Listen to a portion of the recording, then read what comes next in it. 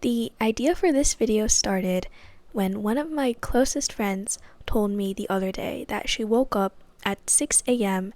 to pick 4-leaf clovers from a new tree she had found in her backyard.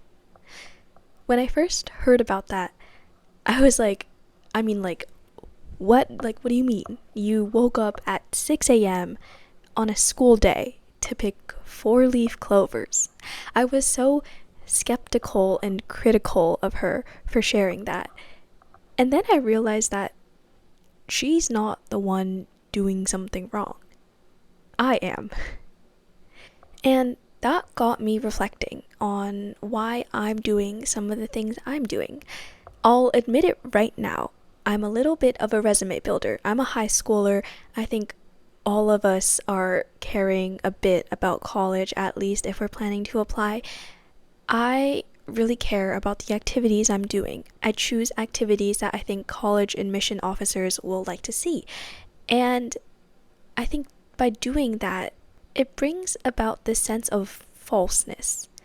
Because what I'm going to put on my college application is not going to be real. It's not activities that I would genuinely spend my free time doing.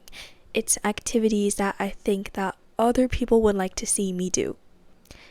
And I think many high schoolers can relate to this, but I would argue that our resume building is also the reason why so many of us are so unhappy in high school. I know that not everyone struggles with this, but for me, sometimes I feel like really, really depressed because I feel like I have to do these things and I have to get this leadership position or else I'm not getting into Harvard or something. And in the end, everything I do boils down to what I think other people will think of me.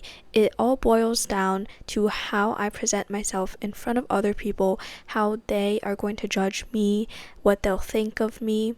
And it's not just college apps either. It's everything down to the clothes I'm wearing. If I want to impress my classmates, if I want to show them that I'm a cool person, and that they can talk to me. Every single thing I do is to please other people. In fact, it's not to make myself happy. It's really to make other people happy, which is clearly not the right thing to do. One thing that I do a lot these days when I consider whether I should pick up a new hobby or new activity or not is, would it look good on my college application?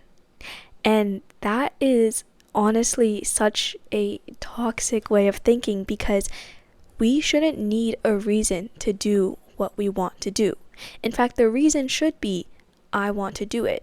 The reason you do something should be because you feel like it. It should be because you want to do it because it'll make you happy. It shouldn't be because it'll make someone else happy or because it'll make someone else impressed. It shouldn't be for someone else. First of all, if you define your life based on what other people think, you need to first realize that other people don't care. This is something that I've learned throughout high school, in thinking that, my friends, that they really have time to be worried about every single detail in my personal life. That's not true. All of your friends, even though they're your friends, they have their own lives to live, and they're not going to spend all of their time helping you live. It's not about them. It's not about them helping you, them giving you advice, or you following them. It's about you. It's about you living the life that you want to live. I've dressed up, I've tried to look more presentable at school to impress certain people. But let me tell you, those certain people, they weren't impressed. It didn't make a difference. I shouldn't be dressing for them. But what I should be doing is choosing clothes I want to wear that I think suit my own personality and I think are a way of expressing myself. It should be about what I want. It should be about what makes me feel fulfilled. And I think it's really important to just once in a while stop and question why you're doing something. For me, most recently, it was questioning, why am I applying to Harvard? Really, why? And once I tried to answer that question, I realized, it's because Harvard is an Ivy League. Like, obviously, it's a good school. Everyone knows it. It's the first school you ever think of when you think of a college. That's why I want to apply to Harvard. But when I really imagine myself, in like a year or two, I cannot picture myself going to college at Harvard. I've been there before. I can't imagine it. I don't think that's the place for me.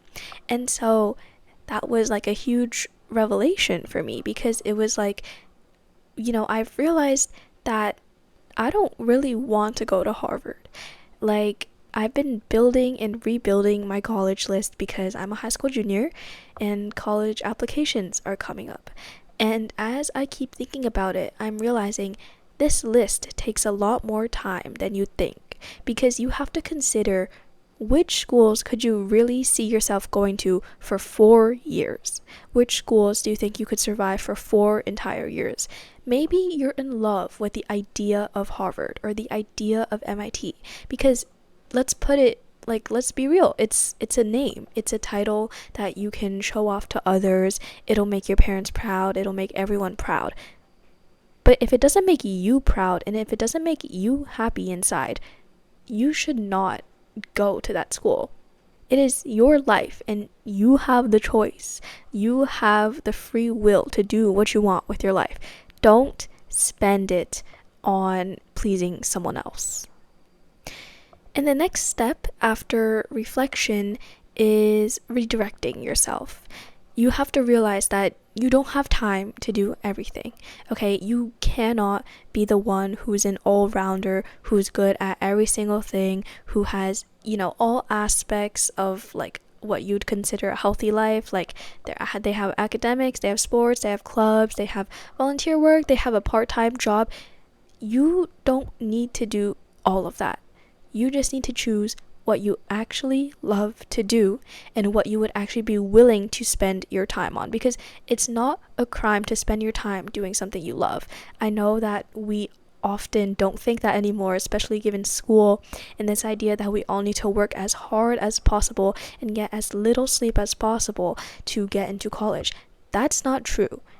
It's your time, and you have the free will to do what you want with it.